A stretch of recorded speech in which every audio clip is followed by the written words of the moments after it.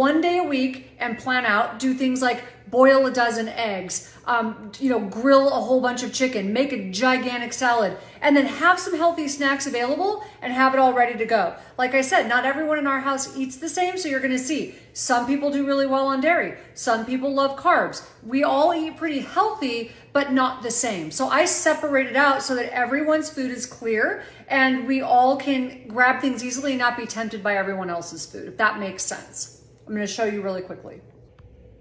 So having healthy snacks that look really pretty is one of the big things, having them readily available.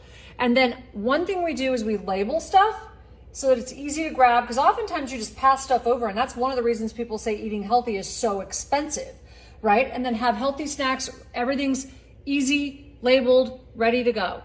And then another trick is having really tasty, healthy condiments. So Primal Kitchen is one of my favorites, but lots of things that you can add to stuff to make it more flavorful.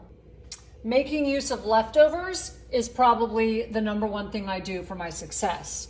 And then separating shelves so that my college-age daughter or some of the older kids in the house, I don't want to be tempted by some of the stuff that they have in the house that they like to eat, because I'm on a low-carb, low-glycemic diet. And they buy some things themselves and I allow them to, but I separate it out so I'm not tempted by it.